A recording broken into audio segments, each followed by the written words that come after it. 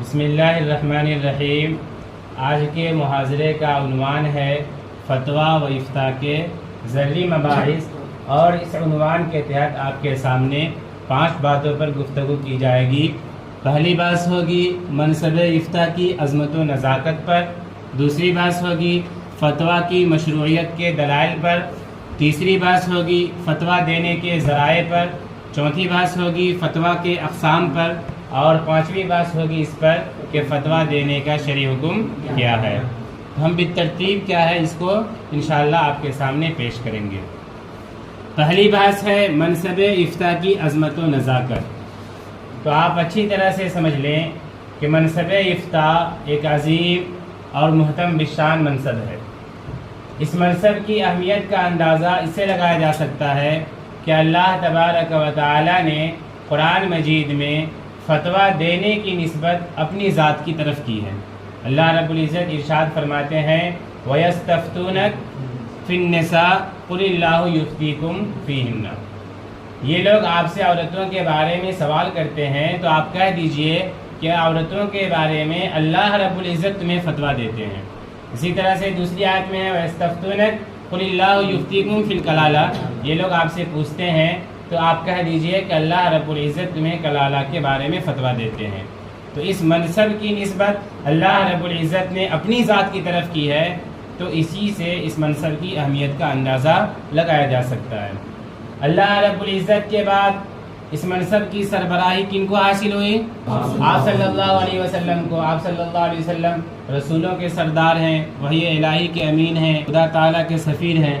تو اللہ رب العزت کے بعد اس منصب کی سربراہی آپ صلی اللہ علیہ وسلم کو حاصل ہوئی، اور آپ صلی اللہ علیہ وسلم صحابہ کرام کو شرعی احکام سے آگاہ کرتے رہے، تو اس سے بھی اس منصب کی اہمیت سمجھ میں آتی ہے۔ اللہ رب العزت اور آپ صلی اللہ علیہ وسلم کے بعد اس منصب کی سربراہی کن کو حاصل ہوئی؟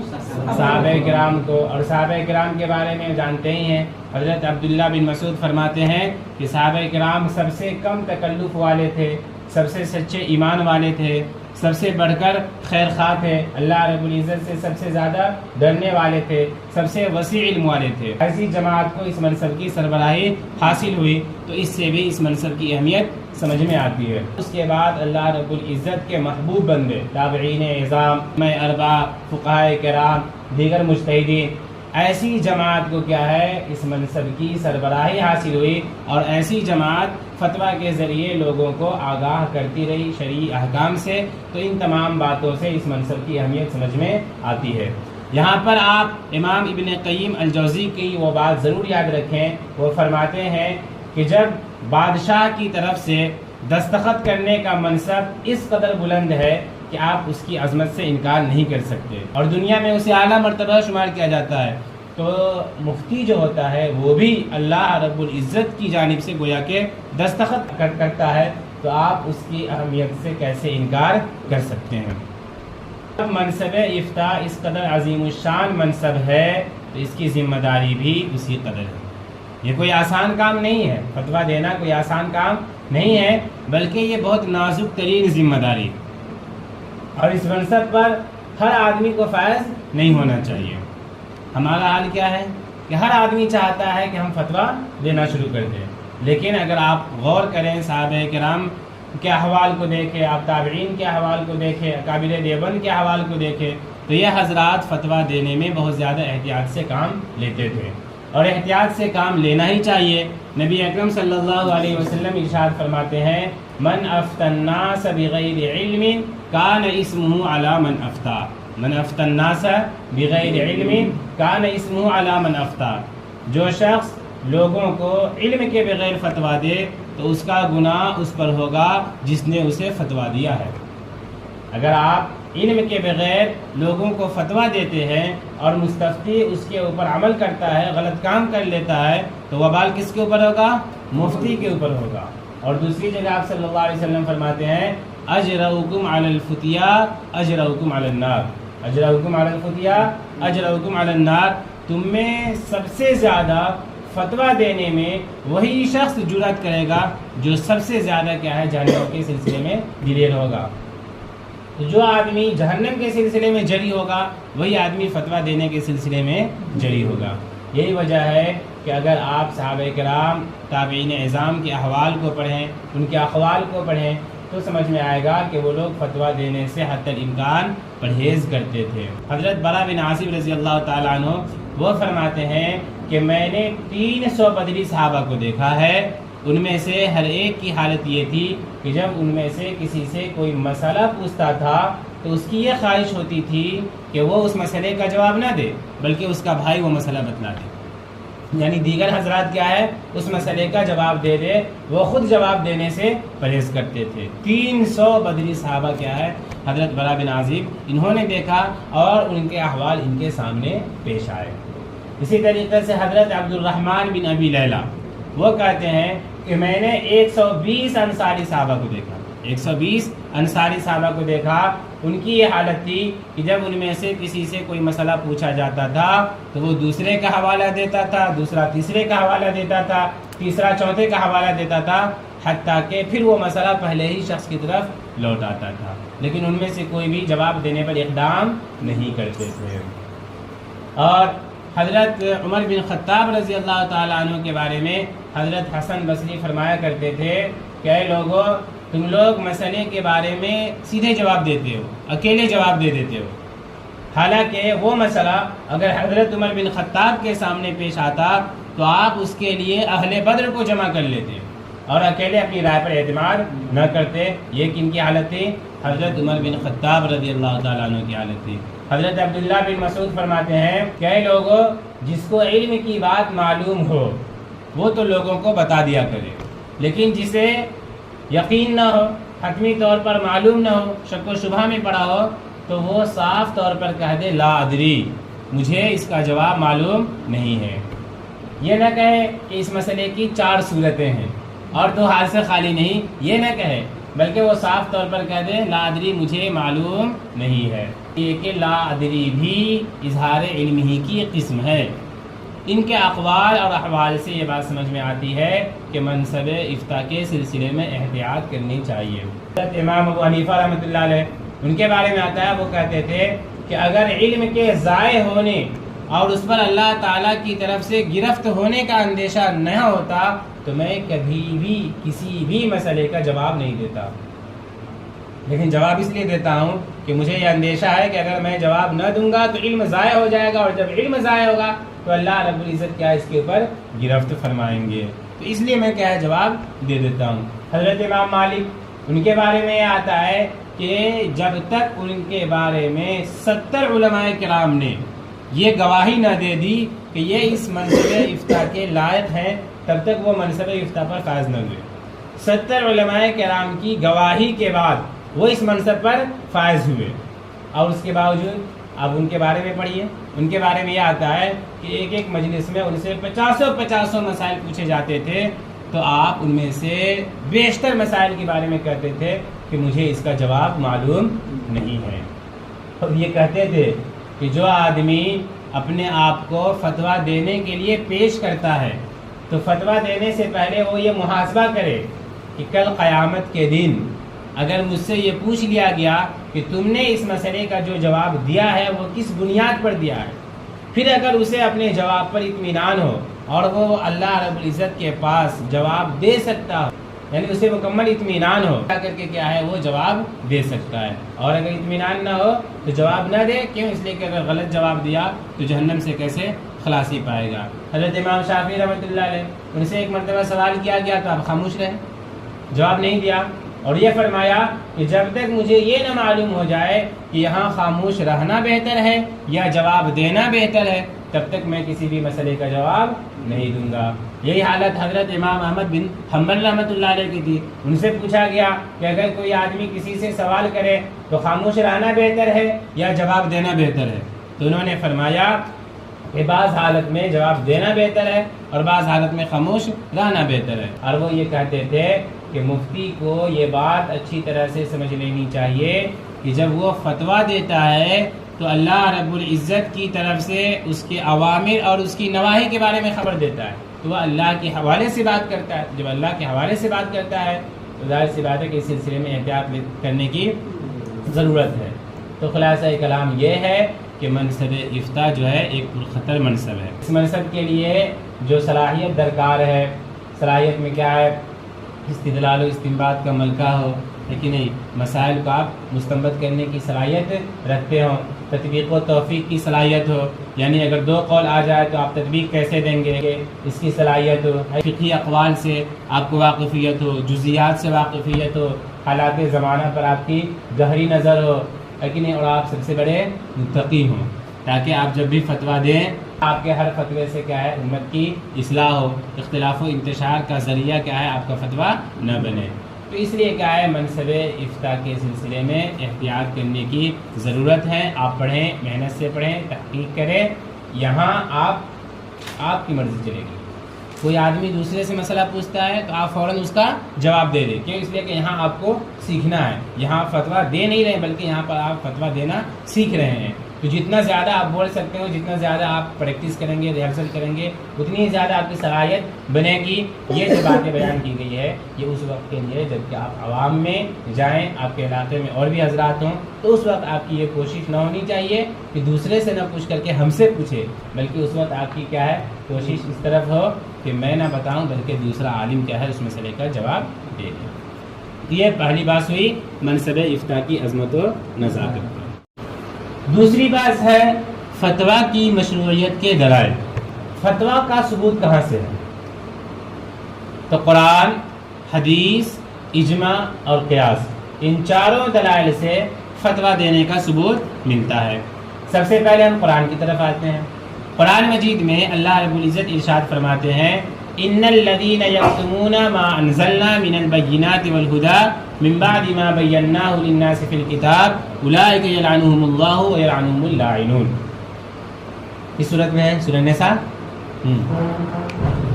سورہ بقرہ میں ہے کہ جو لوگ چھپاتے ہیں ان آیتوں کو، ان مضامین کو جو ہم نے نازل کیا ہے، حالانکہ وہ مضامین کیا ہے؟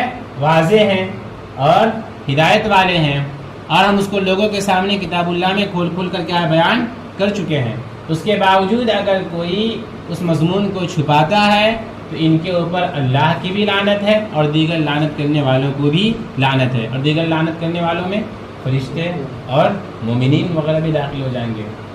تو اس آیت سے حضرت مفتی شفیع عثمانی صاحب فرماتے ہیں کہ اس آیت سے فتویٰ دینے کا ثبوت ملتا ہے. کیوں؟ اس لیے کہ اس آیت میں اللہ رب العزت نے کتمان علم کی وعید بیان کی ہے کہ علم کی بات نہیں چھپانی چاہیے، علم کا اظہار کرنا چاہیے، اور فتویٰ دینا بھی اظہار علم ہی کی ایک قسم ہے. تو فتویٰ دینا اظہار علم ہی کی ایک قسم ہے، لہذا فتویٰ دینے کی مشروعیت اس سے کیا ہے؟ ثابت ہوتی ہے. اس کے بعد حدیث کی طرف آئیے. حدیث میں نبی اکرم صلی اللہ علیہ وسلم فرماتے ہیں من سئل عن علم علمہ ثم کتمہ الجم یوم القیامۃ بلجام من النار. جس آدمی سے علم کے بارے میں کوئی بات پوچھی جائے اس کے بعد پھر وہ اس کو چھپا لے تو قیامت کے دن اس کو آگ کا لگام پہنایا جائے گا. اس سے کیا معلوم ہوا کہ اگر آپ کو علم کی کوئی بات معلوم ہو اور آپ سے کوئی پوچھے اور آپ نہیں جواب دیتے ہیں تو پھر آپ کو آگ کا لگام پہنایا جائے گا. فتویٰ کی مشروعیت پر امت کا اجماع بھی ہے، اس لیے کہ صحابہ کرام کے زمانے سے لے کر آج تک اس اصول اور ضابطے پر عمل ہوتا ہوا آ رہا ہے کہ جو لوگ قرآن و حدیث سے مسائل کے استنباط کی صلاحیت نہیں رکھتے ہیں وہ مفتیان کرام سے فتویٰ پوچھ کر کے کیا ہے؟ عمل کرتے ہیں. تو یہ گویا کہ اجماع ہے. اور اس سلسلے میں حضرت مفتی اعظم عارف باللہ حضرت مولانا مفتی عزیز الرحمان صاحب فرماتے ہیں کہ مفتیان کرام کی جماعت جن کو فقہ سے مناسبت تامہ ہوتی ہے ہر زمانے میں پائی گئی، اور عوام و خواص ہر ایک کا اس جماعت کی طرف رجوع عام رہا، اور یہ جماعت اپنے علمی رسوخ، خداداد صلاحیت اور مخصوص فہم کی وجہ سے اس کام میں ممتاز اور نمایاں رہی، اور اسے رات دن اسی کام کے ساتھ اشتغال رہا. تو گویا کہ ہر زمانے میں مفتیان کرام کی ایک جماعت پائی گئی ہے، اور ہر زمانے میں ایسے حضرات رہے ہیں جو قرآن و حدیث سے مسائل کے استنباط کی صلاحیت نہیں رکھتے تھے، اور وہ ان مفتیان کرام سے فتویٰ پوچھ کر عمل کرتے ہوئے آ رہے ہیں. تو گویا کہ فتویٰ کی مشروعیت اجماع سے بھی ثابت ہے. فتویٰ کی مشروعیت قیاس سے بھی ثابت ہے، اس لیے کہ آپ جانتے ہیں کہ شریعت کے مطابق زندگی گزارنا لازم ہے. شریعت کے مطابق زندگی گزارنا لازم ہے. اور شریعت کے مطابق زندگی کیسے گزاری جائے گی؟ جبکہ آپ شرعی اصول سے واقف ہوں، شرعی قواعد سے واقف ہو، شرعی احکام سے واقف ہو۔ اب ہر انسان کے اندر اتنی صلاحیت تو ہے نہیں کہ وہ بذات خود قرآن و حدیث سے مسائل کو مستنبط کر سکے۔ تو ایک طرف شریعت کے مطابق زندگی گزارنا لازم ہے، دوسری طرف زندگی گزارنے کے لیے شرعی احکام سے واقفیت ضروری ہے ہر انسان کے اندر، اور تیسری طرف ہر انسان کے اندر اتنی صلاحیت نہیں ہے کہ وہ بذات خود قرآن و حدیث سے مسائل کو مستنبط کر سکے۔ تو معلوم یہ ہوا کہ ایسی جماعت سے وہ رجوع کرے جو شرعی احکام سے واقف ہو، جنہیں فقہی احکام اور شرعی احکام معلوم ہو، اور یہ ان سے پوچھ کر کیا ہے اسی کے مطابق زندگی گزارتا رہے۔ چنانچہ حضرت مولانا خالد سیف اللہ رحمانی صاحب فرماتے ہیں کہ عام مسلمانوں کے لیے احکام شریعت سے واقف ہونے اور ان پر عمل کرنے کی صورت یہی ہے کہ وہ اصحاب نظر علماء سے استفادہ کریں، ان سے اپنی زندگی کے بارے میں سوال کریں اور وہ جو جواب دے اس پر عمل کریں۔ جیسے کہ مریض کے لیے ڈاکٹر سے رجوع کرنا اور اس کی رائے پر عمل کرنا ضروری ہے، ٹھیک اسی طرح عام مسلمانوں کے لیے احکام شریعت کو جاننے کے لیے ایسے علماء سے رجوع کرنا ضروری ہے، اور اسی میں ان کی دنیا اور آخرت کی بھلائی اور دین و ایمان کی حفاظت ہے۔ تو فتویٰ دینے کی مشروعیت قرآن سے بھی ثابت ہے، حدیث سے بھی ثابت ہے، اجماع سے بھی ثابت ہے اور قیاس سے بھی ثابت ہے۔ تیسری بحث ہے فتویٰ دینے کے ذرائع۔ فتویٰ آپ کس طرح سے دیں گے؟ تو فتویٰ دینے کے 4 ذرائع ہیں۔ فتویٰ دینے کے کیا ہے؟ 4 ذرائع ہیں: قول، فعل، تحریر، اشارہ۔ یہ 4 ذرائع ہیں۔ فتویٰ دینے کے 4 ذرائع ہیں: قول، فعل، تحریر، اشارہ۔ قول سے فتویٰ دینا، پہلا ذریعہ کیا ہوا؟ قول سے فتویٰ دینا۔ قول سے فتویٰ دینے کا کیا مطلب ہے؟ آسان، وہی مطلب ہے جو آپ سمجھ رہے ہیں کہ کوئی آدمی آپ سے مسئلہ پوچھنے کے لیے آئے کہ مفتی صاحب، شراب کی حالت میں نے نماز ادا کر لی ہے، تو میری نماز درست ہوگی یا درست نہیں ہوگی، اور آپ قول کے ذریعے جواب دے دیں، زبان سے جواب دے دیں کہ آپ کی نماز درست ہوئی یا کہ آپ کی نماز درست نہیں ہوئی۔ تو یہ ہے قول کے ذریعے فتویٰ دینا۔ اس کا ثبوت کہاں سے ہے؟ اس کا ثبوت حدیث سے ہے، نبی اکرم صلی اللہ علیہ وسلم سے یہ ثابت ہے۔ آپ صلی اللہ علیہ وسلم کے پاس صحابہ کرام مختلف سوالات لے کر کے آتے تھے، کہ نہیں کون سا عمل ہے اللہ کے رسول سب سے افضل ہے، تو آپ صلی اللہ علیہ وسلم نے زبان سے جواب دیا، قول کے ذریعے جواب دیا۔ کیا جواب دیا؟ کہ اللہ پر ایمان لانا سب سے افضل عمل ہے۔ اس نے پھر سوال کیا کہ اس کے بعد کون سا عمل سب سے افضل ہے، تو آپ صلی اللہ علیہ وسلم نے قول کے ذریعے پھر جواب دیا کیا؟ کہ اللہ کے راستے میں جہاد کرنا وہ سب سے افضل عمل ہے۔ اس نے پھر سوال کیا اس کے بعد کون سا عمل سب سے افضل ہے، تو آپ صلی اللہ علیہ وسلم نے فرمایا کہ حج کرنا، حج مبرور، یہ سب سے افضل عمل ہے۔ ایک آدمی آیا، وہ آپ صلی اللہ علیہ وسلم سے پوچھ رہا ہے کہ میں سب سے زیادہ کس کے ساتھ حسن سلوک کروں، یعنی میرے حسن سلوک کا سب سے زیادہ حقدار کون ہے، تو آپ صلی اللہ علیہ وسلم نے قول کے ذریعے جواب دیا، تیری ماں۔ پھر کہا تیری، پھر آپ صلی اللہ علیہ وسلم نے پھر کہا تیری ماں۔ اس نے پھر سوال کیا، پھر آپ صلی اللہ علیہ وسلم نے پھر کہا کہ تیری ماں۔ اس کے بعد پھر آپ صلی اللہ علیہ وسلم نے فرمایا کہ تیرا باپ۔ اس کے بعد اور بھی ہے، اس قسم کی بہت ساری مثالیں آپ کو احادیث میں ملیں گی، اور سب سے زیادہ مثالیں آپ کو قول کے ذریعے فتویٰ دینے کی ملیں گی۔ علامہ ابن قیم جوزی کی کتاب ہے اعلام الموقعین عن رب العالمین، اس کا ایک باب ہے جس میں انہوں نے ان فتاویٰ کو کیا ہے شامل کیا ہے جن میں آپ صلی اللہ علیہ وسلم نے جواب دیا۔ صحابہ کرام سوال کرتے تھے اور آپ صلی اللہ علیہ وسلم جواب دیتے تھے۔ اور اردو میں بھی کیا کتاب آئی ہے، صحابہ کرام کے سوالات، رسول اکرم صلی اللہ علیہ وسلم کے جوابات۔ اور پھر اس کے برعکس بھی کتاب آئی ہے اردو میں، رسول اکرم صلی اللہ علیہ وسلم کے سوالات اور صحابہ کرام کے جوابات، یہ بھی کتاب ہے۔ اور فتاویٰ محمدی، فتاویٰ رسول اللہ، یہ سب کتابیں ہیں۔ تو ان میں آپ کو ایسے بہت سے فتاویٰ ملیں گے، بلکہ بیشتر فتاویٰ ایسے ہی ملیں گے جن میں آپ صلی اللہ علیہ وسلم نے قول کے ذریعے سائل کی رہنمائی کی ہے۔ قول کے ذریعے جو فتویٰ دیتے ہیں اس کی خصوصیت یہ ہے کہ جو مستفتی ہے اس کو اس کا جواب فوراً مل گیا، اسے انتظار کی زحمت نہیں اٹھانی پڑتی ہے۔ وہ آدمی آیا، جلدی سے آپ سے مسئلہ پوچھا، آپ نے جلدی سے اس کو جواب دے دیا، آپ کے لیے بھی آسانی اور اس کے لیے بھی آسانی۔ تو اس میں کیا ہے، مستفتی کو انتظار کی زحمت نہیں اٹھانی پڑتی ہے۔ تو یہ قول کے ذریعے فتویٰ دینے کی یہ خصوصیت۔ دوسرا ذریعہ ہے فعل کے ذریعے فتویٰ دینا۔ آپ سے کوئی آدمی وضو کا طریقہ پوچھنے کے لیے آئے کہ مفتی صاحب وضو کا کیا طریقہ ہے مجھے بتائیے، اور آپ اس کے سامنے وضو کر کے اس کو بتلا دیں کہ وضو کا طریقہ یہ ہے، تو یہ کیا ہے؟ یہ فعل کے ذریعے فتویٰ دینا ہے کہ سائل کو آپ زبانی جواب نہ دیں بلکہ عمل کر کے اس کو دکھا دیں کہ تمہارا جواب یہ ہے۔ کوئی آدمی نماز کا طریقہ پوچھے، آپ اس کے سامنے نماز پڑھ کر کے دکھا دیں کہ بھائی نماز کا طریقہ یہ ہے۔ کوئی آدمی آپ سے نکاح کے بارے میں پوچھے کہ نکاح کسے کہتے ہیں، اس کا طریقہ کیا ہے، آپ اس کے سامنے نکاح کر کے بتا دیں۔ یہ کیا ہے؟ فعل کے ذریعے فتویٰ دینا ہے۔ آپ صلی اللہ علیہ وسلم سے بھی فعل کے ذریعے فتویٰ دینے کا ثبوت ملتا ہے۔ وہ کیسے؟ وہ ایسے کہ آپ صلی اللہ علیہ وسلم سے ایک آدمی آیا اور یہ پوچھا کہ مجھے نماز کا وقت بتائیے، یہ جو فرض نمازیں ہیں ان کے اوقات کیا ہیں مجھے بتائیے۔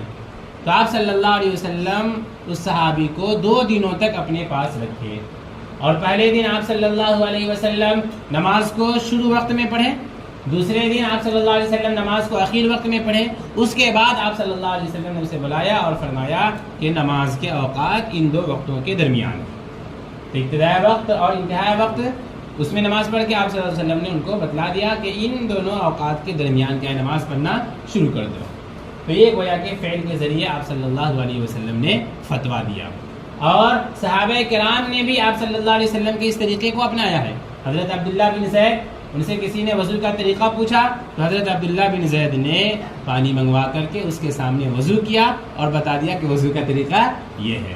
اسی طریقے سے حضرت عثمان بن عفان رضی اللہ تعالیٰ عنہ نے ایک مرتبہ وضو کیا اور لوگوں سے کہا ہاکذا رأیت رسول اللہ صلی اللہ علیہ وسلم یتوضأ، آپ صلی اللہ علیہ وسلم اسی طریقے سے وضو کرتے تھے۔ تو فعل کے ذریعے بھی کیا ہے؟ آپ فتویٰ دے سکتے ہیں۔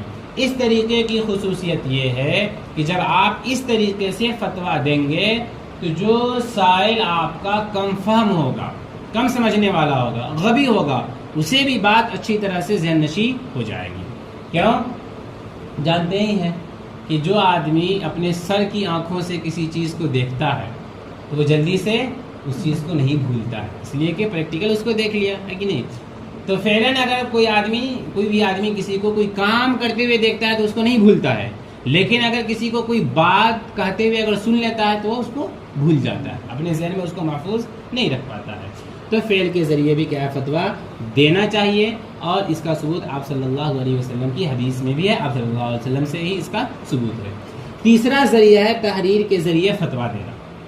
سائل آپ سے کوئی مسئلہ پوچھنے کے لیے آئے تو آپ کہیں کہ بھائی جاؤ کاغذ لے کر کے آؤ، قلم لے کر کے آؤ، روشنائی لے کر کے آؤ، یہ لے کر کے آؤ، وہ لے کر کے آؤ، بیٹھائے اس کو، اور اس کے بعد آپ نے لکھنا شروع کیا۔ پہلے آپ نے سوال لکھا، کیا فرماتے ہیں علماء دین و مفتیان شرعی متین درجہ ذیل مسئلے کی بابت وغیرہ وغیرہ، پھر آپ نے لکھا الجواب وباللہ توفیق، پھر اس کے بعد آپ نے جواب لکھا، نیچے جو ہے نا آپ نے کتبہ اور محمد اپنا نام لکھا، لقب لکھے، 3-4 القاب لکھے آپ، اور اس کے بعد پھر آپ تاریخ لکھے، پھر آپ کیا ہے مہر لگائے، اس کے بعد پھر آپ ایک اور لفافہ منگوایا، اس کے بعد اس میں آپ پیک کرے، اس کے بعد جا کر کے آپ اس کو حوالے کریں۔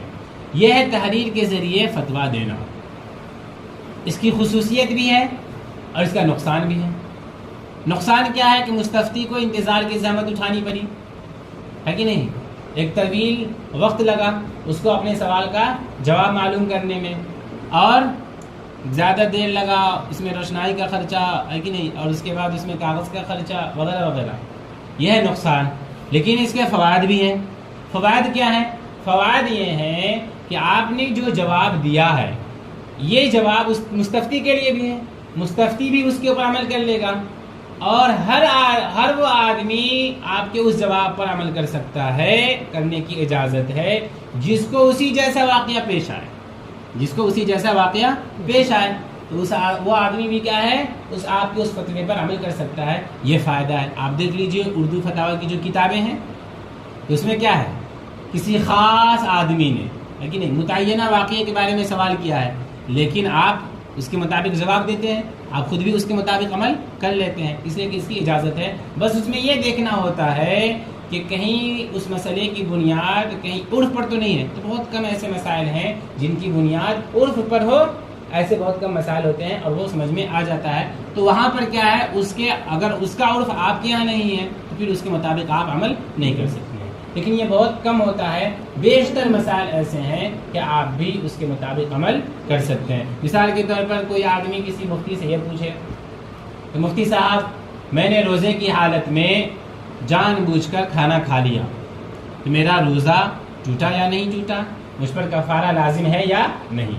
آپ نے اس کا جواب تحریر کے ذریعے دیا کہ صورت مسئولہ میں اگر کوئی آدمی جان بوجھ کر روزے کی حالت میں بغیر کسی عذر کے کھانا کھا لے تو اس کا روزہ ٹوٹ جاتا ہے اور اس پر قضا بھی لازم ہے, کفارہ بھی لازم ہے. یہ آپ نے سمپل سا جواب دے دیا. تو یہ مستفتی بھی عمل کر سکتا ہے اور ہر وہ شخص اس کے اوپر عمل کر سکتا ہے جو رمضان کی حالت میں بغیر کسی شرعی عذر کے جان بوجھ کر اپنا روزہ توڑ دے. ہر آدمی اس کے اوپر عمل کر سکتا ہے.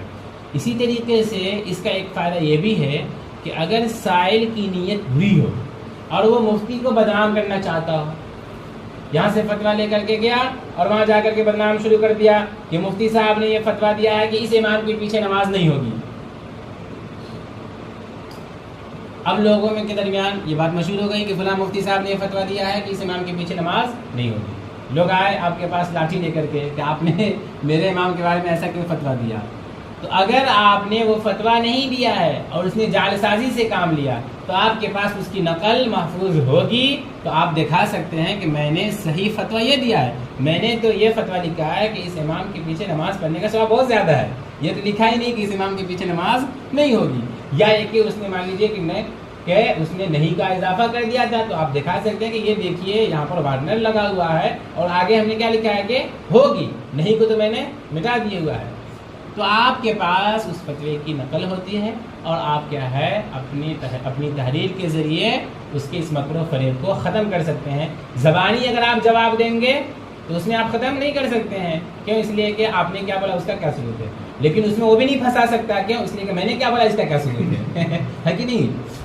تو خیر, تو اس کے نقصان بھی ہیں اور اس کا فائدہ بھی ہے. آج کل اس کا فائدہ بہت زیادہ ہے اور تقریباً سارے حضرات کیا ہے تحریر کے ذریعے فتویٰ دیتے ہیں. بس تحریر کی شکل بدل گئی ہے. وہ لوگ قلم کے ذریعے لکھتے تھے اور ہم لوگ موبائل میں ٹائپ کر کے کیا فتویٰ دیتے ہیں. بس یہ شکل کیا ہے بدل گئی ہے. جس بات سمجھ میں آئی؟ تو جس طریقے سے اس میں وہ جعل سازی سے کام لے سکتا تھا اور آپ کے پاس جو چیز ہے یعنی آپ کے پاس جو خود اس تحریر کی نقل یا کہ اصل آپ جو رکھے ہوئے تھے اس کے مطابق اس کے جعل و فریب کو آپ دور کر سکتے ہیں. تو اس میں بھی اگر وہ اپنے سے کچھ ایڈٹ کر لے اور آپ کو بدنام کرنا چاہے تو اگر آپ کے پاس آپ نے مان لیجیے واٹس ایپ پر بھیجا تو آپ کے پاس بھی کیا ہے وہ میسیج آپ اس میسیج کو اپنے پاس محفوظ رکھے رہیں اور آپ بتلا سکتے ہیں کہ نہیں میں نے تو اس طریقے سے فتویٰ دیا ہے. لیکن خیر موبائل کے ذریعے فتویٰ دینے سے پرہیز کرنا چاہیے, اس لیے کہ اس میں ایڈٹ کر کے کہاں کیا کرنا شروع کر دے گا اس کو کوئی نہیں جانتا. تو اگر آپ موبائل کے ذریعے بھی اگر آپ کسی کو فتویٰ بھیجتے ہیں تو پہلے آپ اس کو لکھ لیں اور اس کے بعد اس میں مہر وغیرہ لگا کر کے اس کی تصویر لیں اور تصویر کیا ہے بھیجیں, تو اس میں کیا ہے جعل سازی کا امکان کم ہوتا ہے. تو تحریر کے ذریعے فتویٰ دے سکتے ہیں آپ. اس کا بھی ثبوت کیا ہے نبی اکرم صلی اللہ علیہ وسلم سے ہے. فتح مکہ کے موقع سے آپ صلی اللہ علیہ وسلم نے کچھ مسائل بیان کیے. تو ایک صحابی جن کی کنیت تھی حضرت ابو شاط, تو حضرت ابو شاط آئے اور آپ صلی اللہ علیہ وسلم سے کہا کہ اے اللہ کے رسول یہ سب مسائل جو آپ آج بیان کیے نا یہ مجھے لکھ کر کے دے دیجیے. تو آپ صلی اللہ علیہ وسلم نے صحابہ کرام سے کہا کہ بھائی اکتبو لی ابی شاط, ابو شاط کو لکھ کر کے دے دو. تو یہ فتویٰ آپ صلی اللہ علیہ وسلم نے تحریر کے ذریعے دیا. تو قول کے ذریعے فتویٰ دینا اس کا بھی ثبوت ہے حدیث سے, فعل کے ذریعے فتویٰ دینا اس کا بھی ثبوت ہے حدیث سے, تحریر کے ذریعے فتویٰ دینا اس کا بھی ثبوت ہے حدیث سے. چوتھا ذریعہ ہے اشارے کے ذریعے فتویٰ دینا. چوتھا ذریعہ کیا ہے؟ اشارے کے ذریعے فتویٰ دینا. کوئی آدمی آپ سے آئے سوال کرنے کے لیے, مثال کے طور پر یہ سوال کرے کہ مفتی محمود صاحب آپ یہ بتائیے اسلام کی بنیاد کتنی چیزوں پر ہے. تو آپ کیا ہے ہاتھ کے اشارے سے جواب دے 5 چیزوں پر ہے. وہ بیچارہ سمجھے گا کہ مجھے ماننے کے لیے کیا ہاتھ اٹھا بھاگ جائے گا. تو آپ ہاتھ کے اشارے سے کیا ہے جواب دے دیں کہ اسلام کی بنیاد 5 چیزوں پر ہے. ایک آدمی آئے آپ سے یہ سوال کرے کہ یہ بتائیے کہ نکاح کے ثبوت کے لیے کتنے گواہوں کا ہونا ضروری ہے. تو آپ کیا ہے ایسے جواب دے دیں, مطلب 2 گواہوں کا ہونا ضروری ہے. کوئی آدمی آپ سے آئے سوال کرنے کے لیے کہ آپ یہ بتائیے کہ اللہ رب العزت کتنے ہیں. تو آپ کے ہاتھ کے اشارے سے جواب دے دے کہ اللہ رب العزت کیا ہے؟ ایک ہے۔ کوئی آدمی آئے آپ سے سوال کرے کہ یہ بتائیے، یعنی کہ وضو کر کے آپ کو دکھائے، یہ دیکھیے میں نے اس طریقے سے وضو کیا ہے، تو یہ درست ہے یا کہ درست نہیں ہے، تو آپ کہہ دیں ہے نا، ایسے ایسے کر دیے تو گویا کہ ہاں درست ہے، اور اگر آپ ایسے ایسے کر دیں تو گویا کہ درست نہیں ہے۔ لیکن اگر آپ حیدرآباد میں ہیں، ہے کہ نہیں، تو آپ کو اس کا الٹا کرنا پڑے گا، لیکن ایسے ایسے ہلا دینا ہوگا، تو مطلب درست ہے گا، مطلب کیا ہے؟ ایسے ایسے۔ لیکن نہیں، کوئی آدمی اس طریقے سے نماز پڑھے، آپ کو نماز پڑھ کر کے آپ کو دیکھا اور کہا کہ میں نے اس طریقے سے کیا نماز ادا کی ہے، تو میری نماز ہوئی یا ہے کہ نہیں ہوئی، تو آپ کہہ دیں، تو آپ اس طریقے سے کہہ دیں کہ کیا مطلب ہوا کہ تمہاری نماز کیا ہے؟ درست ہو گئی۔ تو یہ فعل کے ذریعے کیا ہے؟ یہ کیا ہے؟ اشارے کے ذریعے فتویٰ دینا ہوا۔ اشارے کے ذریعے بھی آپ فتویٰ دے سکتے ہیں۔ اس کا بھی ثبوت کیا ہے؟ حدیث سے۔ اس کا بھی ثبوت کیا ہے؟ حدیث سے ہے۔ حدیث میں ہے کہ آپ صلی اللہ علیہ وسلم سے صحابہ کرام میں سے بعض صحابہ نے حج کے موقع سے سوال کیا کہ اللہ کے رسول میں نے رمی سے پہلے ذبح کر لیا ہے، کسی نے سوال کیا کہ میں نے کیا ہے ذبح سے پہلے حل کر لیا ہے۔ اس قسم کے بہت سارے کیا ہے سوالات آپ صلی اللہ علیہ وسلم کے سامنے ہوئے، تو آپ صلی اللہ علیہ وسلم نے اس موقع سے کیا فرمایا؟ ایسے فرمایا، اور اسی کو کیا ہے صحابہ کرام نے اس طریقے سے بیان کیا ہے کہ آپ صلی اللہ علیہ وسلم نے یہ کہا افعل ولا حرج۔ تو آپ صلی اللہ علیہ وسلم نے سر کے اشارے سے کیا ہے جواب دیا، یعنی جو بھی تم نے کیا ہے تمہارا یہ عمل ہو گیا اور تمہارے اوپر کیا ہے جنایت لازم نہیں ہے۔ تو آپ صلی اللہ علیہ وسلم نے سر کے اشارے سے جواب دیا۔ حضرت امام بخاری رحمۃ اللہ علیہ نے بخاری شریف میں باقاعدہ ایک باب باندھا ہے، باب من اجاب الفتیہ بالاشارہ، اور اس میں حضرت امام بخاری رحمۃ اللہ علیہ نے ان احادیث کو ذکر کیا ہے جن احادیث میں آپ صلی اللہ علیہ وسلم نے سر کے اشارے سے یا کہ ہاتھ کے اشارے سے کیا ہے لوگوں کو جواب دیا تھا۔ تو فتویٰ دینے کے 4 ذرائع ہیں، قول، فعل، تحریر، اشارہ، اور ان چاروں ذرائع کا کیا ہے ثبوت حدیث سے ہے۔ آپ صلی اللہ علیہ وسلم نے خود ان چاروں ذرائع میں سے ہر ذریعے کو استعمال کیا ہے، اور میں نے ہر ذریعے کے متعلق آپ کے سامنے حدیث بھی بیان کر دی۔ چوتھی بحث ہے فتویٰ کے اقسام۔ چوتھی بحث ہے فتویٰ کے اقسام، کے فتویٰ کی کتنی قسمیں ہیں اور ان کے نام کیا کیا ہیں۔ تو فتویٰ کی 3 قسمیں ہیں، یعنی فقہائے کرام کے اقوال میں اور ان کی کتابوں میں فتویٰ کا اطلاق 3 معنی پر ہوتا ہے، اس اعتبار سے 3 قسمیں بن گئی۔ نمبر 1 تشریعی فتاویٰ، نمبر 1 تشریعی فتاویٰ، نمبر 2 فقہی فتاویٰ، اور نمبر 3 ہے جزئی فتاویٰ۔ ٹھیک ہے، تشریعی فتاویٰ، فقہی فتاویٰ، جزئی فتاویٰ۔ تشریعی فتاویٰ جو ہے اس کا اطلاق فقہا کے کلام میں ان فتاویٰ پر ہوتا ہے جو شارع یعنی اللہ اور اللہ کے رسول صلی اللہ علیہ وسلم کی جانب سے صادر ہوئے ہیں، یا تو وحی مطلوع یعنی قرآن میں، حدیث قدسی میں، یا کہ وحی غیر مطلوع یعنی حدیث میں۔ مجید میں بھی اس کی مثال ہے، حدیث میں بھی ہے۔ قرآن کی مثال، اللہ رب العزت فرماتے ہیں وَيَسْأَلُونَكَ عَنِ الْمَحِيضِ قُلْ هُوَ أَذًى۔ یہ لوگ آپ سے حیض کے متعلق سوال کرتے ہیں تو آپ کہہ دیجئے کہ وہ ایک گندی چیز ہے، ناپاک چیز ہے۔ یہ آپ صلی اللہ رب العزت نے کیا ہے جواب دیا۔ تو یہ تشریعی فتاویٰ کی ایک مثال۔ اس قسم کی بہت ساری مثالیں، بہت ساری آیات قرآن مجید میں آپ کو مل جائیں گی۔ مثال کے طور پر وَيَسْأَلُونَكَ عَنِ الْأَحِلَّةِ قُلْ هِيَ مَوَاقِيتُ لِلنَّاسِ وَالْحَجِّ وَيَسْأَلُونَكَ عَنِ الْخَمْرِ وَالْمَيْسِرِ قُلْ فِيهِمَا إِثْمٌ كَبِيرٌ وَمَنَافِعُ لِلنَّاسِ، اور وَيَسْأَلُونَكَ عَنِ الرُّوحِ قُلِ الرُّوحُ مِنْ أَمْرِ رَبِّي، اور بتائیے وَيَسْأَلُونَكَ مَاذَا يُنْفِقُونَ قُلِ الْعَفْوَ، کہیں پر ہے وَيَسْأَلُونَكَ مَاذَا يُنْفِقُونَ قُلْ مَا أَنفَقْتُم مِّنْ خَيْرٍ فَلِلْوَالِدَيْنِ، اور بتائیے صلی اللہ علیہ وسلم نے حدیث میں بتایا، پوچھا گیا کہ اللہ کے رسول سب سے افضل عمل کون سا ہے، تو آپ صلی اللہ علیہ وسلم نے فرمایا۔ پوچھا گیا کہ اسلام میں کون سا عمل سب سے بہتر ہے، تو آپ صلی اللہ علیہ وسلم نے اس کا جواب دیا۔ تو اللہ نے یا کہ اللہ کے رسول صلی اللہ علیہ وسلم نے صحابہ کرام کے سوال کے جواب میں جو کلام استعمال کیا اور جو جواب دیا، تو اس کو کیا کہا جاتا ہے تشریعی فتاویٰ۔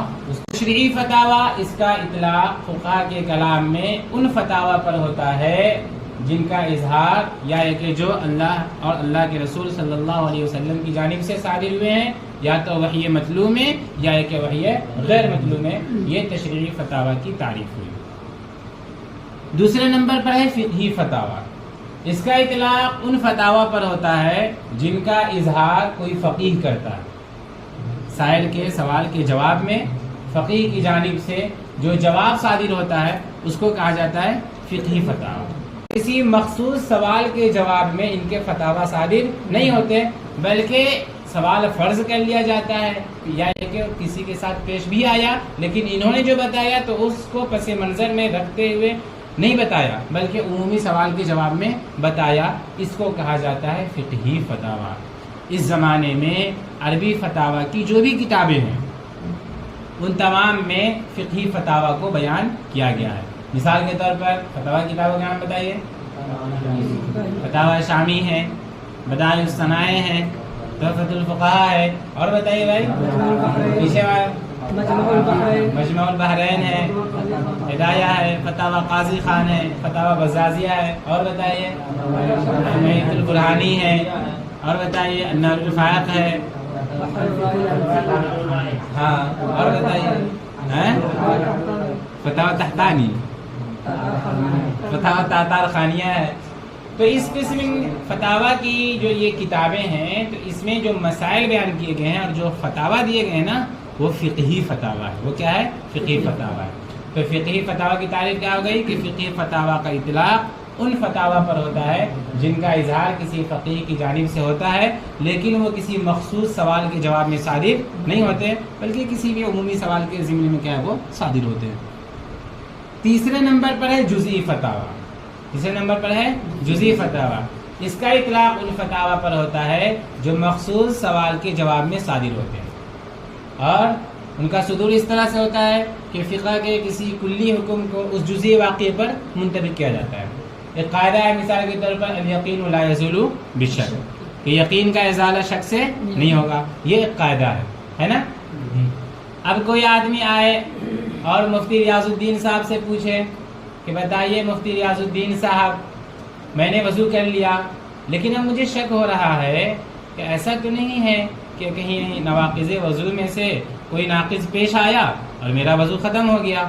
تو اب آپ یہ جواب دیتے ہیں کہ صورت مسئولہ میں چونکہ آپ کو وضو کا یقین ہے اور حدث کے وجود میں شک ہے تو یقین کا ازالہ شک سے نہیں ہوگا، آپ کا وضو باقی ہے، آپ جائیے نماز پڑھ لیجئے، کوئی دقت نہیں ہے۔ یہ ہے کہ اگر کوئی آدمی اس قسم کا سوال کرتا ہے اور اس مخصوص سوال کے جواب میں آپ جو فتویٰ صادر کرتے ہیں اس کو کیا کہا جاتا ہے؟ جزئی فتاوی کہا جاتا ہے۔ آج کل اردو فتاوی کی جو بھی کتابیں ہیں اس میں جزئی فتاوی کو شامل کیا گیا۔ مثال کے طور پر فتاوی دارالعلوم، فتاوی محمودیہ، کفایت المفتی، حسن الفتاوی، فتاوی رحیمیہ، فتاوی حقانیہ، کتاب المسائل۔ کتاب المسائل میں تو باقاعدہ فتویٰ کا انداز نہیں ہے۔ فتاوی قاسمیہ، کتاب النوازل، امداد الفتاوی۔ اور بتائیے بھائی پیچھے سے آواز نہیں آ رہی، آپ کے مسائل اور ان کا حل، اور فتاوی تو ہو گیا۔ کفایت المفتی کا نام کتنا لیجیے گا؟ فتاوی عثمانی، فتاوی دارالعلوم کراچی، فتاوی دارالعلوم وقف۔ کتابوں میں جو فتاوی قلم بند کیے جاتے ہیں ان کو ہم کیا کہیں گے؟ جزئی فتاوی کہیں گے۔ تو تشریعی فتاوی اس کا اطلاق کیا ہے؟ ان فتاوی پر ہوتا ہے جو شارع کی جانب سے صادر ہوئے۔ اس کے بعد فقہی فتاوی، اس کا اطلاق ان فتاوی پر ہوتا ہے جو کسی فقیہ کی جانب سے صادر ہوئے لیکن وہ عمومی سوال کے جواب میں صادر ہوئے ہیں، مخصوص سوال کے جواب میں صادر نہیں ہوئے ہیں۔ اور جزئی فتاوی اس کا اطلاق ان فتاوی پر ہوتا ہے جو مخصوص سوال کے جواب میں صادر ہوتے ہیں۔ پانچویں بحث ہے فتویٰ کا شرعی حکم، اور اس بحث میں یہ باتیں آئیں گی کہ کس صورت میں فتویٰ دینا فرض ہے، کس صورت میں فتویٰ دینا مستحب ہے، کس صورت میں فتویٰ دینا حرام ہے، کس صورت میں فتویٰ دینا مکروہ ہے، اور کس صورت میں فتویٰ دینا مباح ہے۔ جن صورتوں میں فتویٰ دینا فرض ہے پھر اس کی دو قسمیں ہیں۔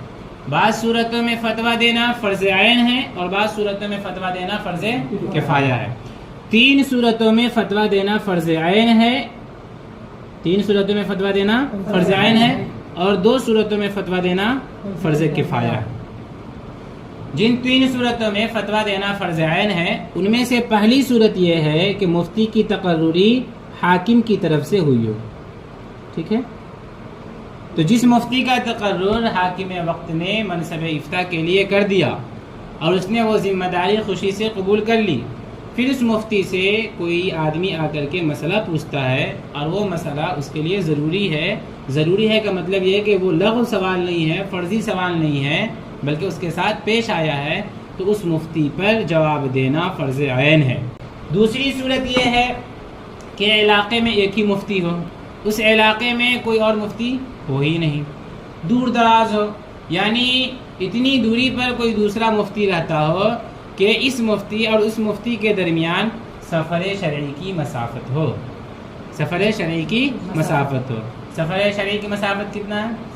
77 وہی یاد ہے، 77 کلومیٹر۔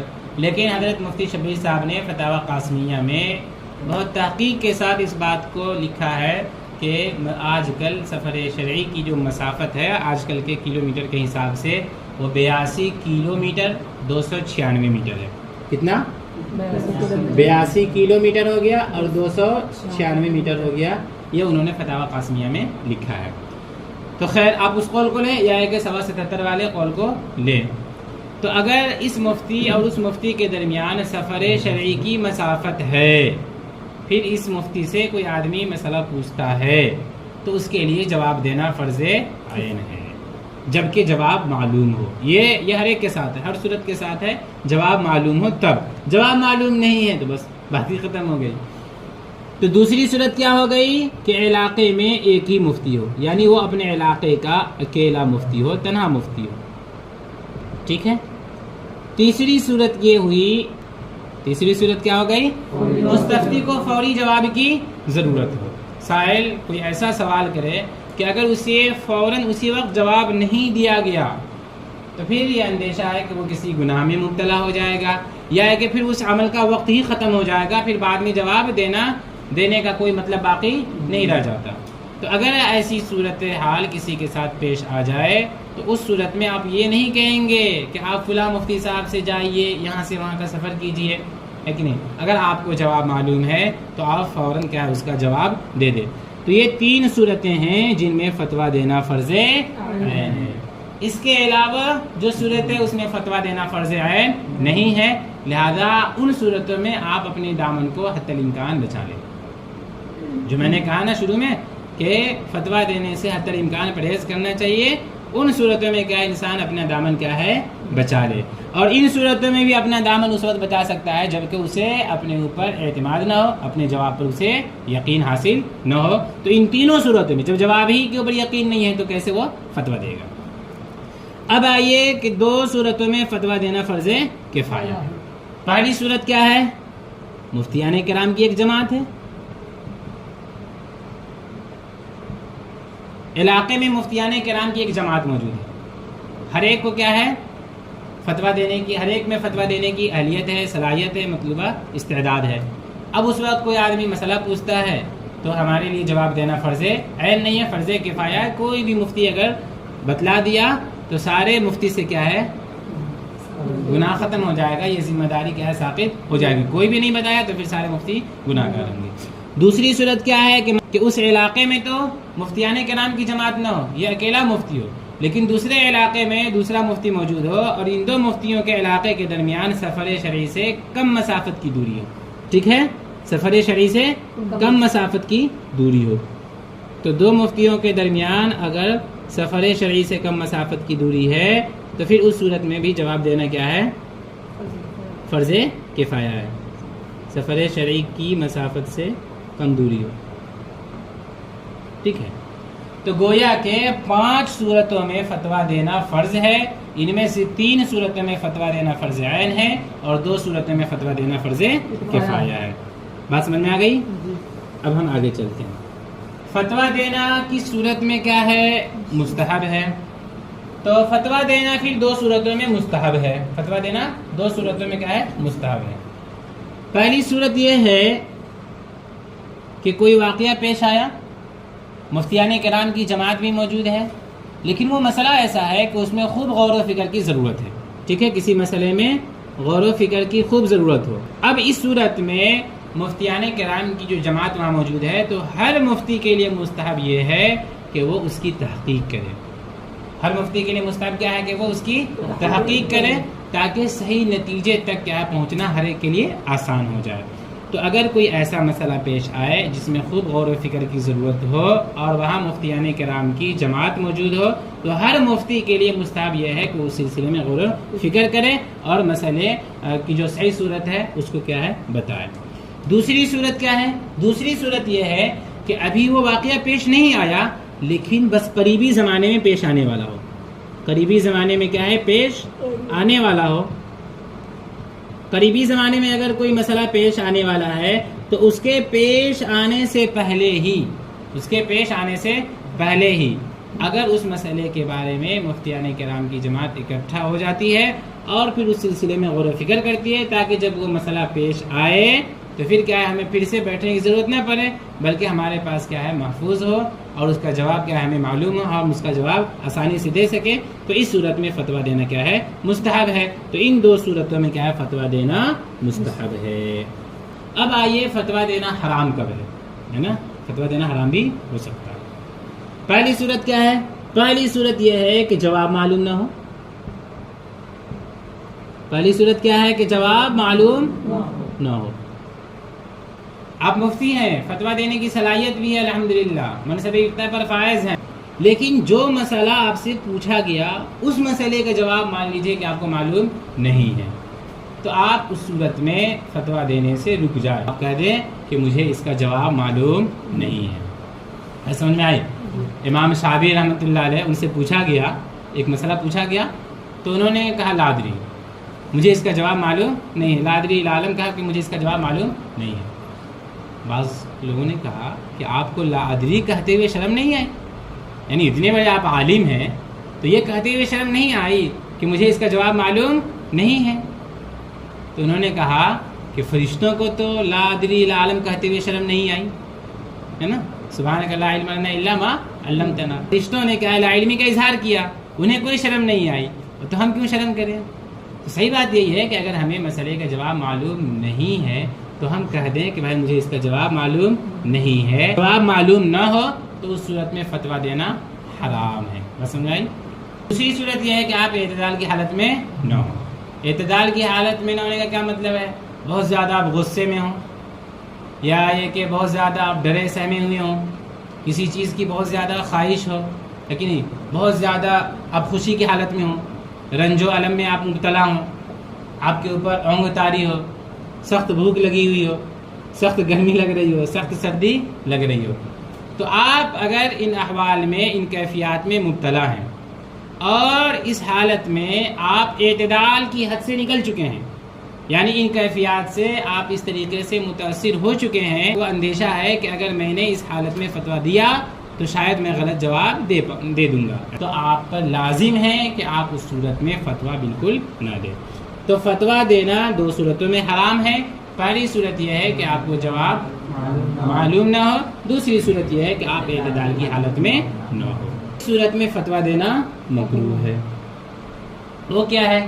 وہ یہ ہے کہ سائل عام آدمی ہے اور وہ خواہ مخواہ کی بات پوچھ رہا ہے، لغو سوال کر رہا ہے، فرضی سوال کر رہا ہے، وہ کبھی پیش آ بھی نہ سکتا ہو، ایسا وہ سوال کر رہا ہے۔ تو اگر لغو کوئی آدمی سوال کر رہا ہے اس کا کوئی فائدہ کی، بسا اوقات لغو سوال کا بھی فائدہ ہوتا ہے، فرضی سوال کا فائدہ ہوتا ہے۔ مان لیجیے کوئی طالب علم آپ سے پوچھ رہا ہے، کوئی طالب علم، تو وہ تحقیق کے لیے پوچھے گا تاکہ اس کی روشنی میں دوسرے مسئلے کو کیا ہے اسی کے اوپر حل کر سکے، اس کا انتباہ کر سکے۔ لیکن عام آدمی ہے، خواہ مخواہ فرضی سوال کر رہا ہے کہ اب یہ بتلا دیجیے نا کہ اگر کبھی میرے ساتھ ایسی صورت پیش آ گئی، جبکہ آپ جان رہے ہیں کہ کبھی ایسی صورت پیش آ بھی نہیں سکتی ہے، تو اگر لغو اور فرضی سوال کرے تو اس صورت میں فتویٰ دینا بھی مکروہ ہے اور اس کے لیے پوچھنا بھی مکروہ ہے۔ خود حدیث میں کیا من حسن اسلام المرء ترکہ ما لا یعنی، ہے کہ نہیں؟ یہ خوبی ہے اسلام کی، کیا یہ خوبی ہے کہ وہ لا یعنی چیزوں کو چھوڑ دے۔ سمجھ آئی؟ تو ایک واقعہ ہے کہ ایک فقیہ سے پوچھا گیا کہ اگر کوئی آدمی کسی کو گدھا کہہ دے تو کیا حکم ہے؟ تو انہوں نے کہا کہ کہنے والے کو کوڑے لگائے جائیں گے۔ اس نے پھر سوال کیا کہ اگر کوئی آدمی کسی کو گھوڑا کہہ دے تو کیا حکم ہے؟ تو انہوں نے کہا کہ پھر تم کو کوڑے لگائے جائیں گے کیوں کہ کوئی آدمی کسی کو گھوڑا کہتا ہے، گدھا تو کہتا ہے لیکن گھوڑا نہیں کہتا ہے، تو یہ لغو اور فرضی سوال کیوں کر رہے ہو؟ لہٰذا اگر کسی آدمی نے کسی کو گھوڑا کہہ دیا تو تم کو کوڑے لگائے جائیں گے۔ تو آپ بھی کیا ہے یہی کہہ دیں، لغو اور فرضی سوال کا جواب نہ دیں، اس میں اپنا وقت ضائع نہ کرے، اس کا بھی وقت ضائع نہ کرے۔ آخری صورت کیا ہے کہ فتویٰ دینا کس صورت میں مباح ہے؟ جس صورت میں فتویٰ دینا فرض نہ ہو، حرام نہ ہو، مکروہ نہ ہو، مستحب نہ ہو۔ تو جب کچھ بھی نہیں بچے گا تو کیا ہوگا؟ مباحی ہو جائے گا۔ کوئی واقعہ پیش آنے والا ہے، گرچہ قریبی زمانے میں پیش آنے والا نہیں ہے، تو آپ کو اختیار ہے کہ آپ فقہ تقدیری کے طور پر پہلے ہی سے یہ سوچ لے کہ اگر یہ واقعہ اس طریقے سے پیش آیا تو اس کا جواب یہ ہوگا، تو آپ کے لیے یہ مباح ہے، آپ چاہے تو کریں اور چاہے تو نہ کریں۔ تو فتویٰ بعض صورتوں میں فرض ہے، پھر بعض صورتوں میں فرض عین ہے، بعض صورتوں میں فرض کفایہ ہے، بعض صورتوں میں مستحب ہے، بعض صورتوں میں حرام ہے، بعض صورتوں میں مکروہ ہے، اور بعض صورتوں میں کیا ہے؟ مباح ہے۔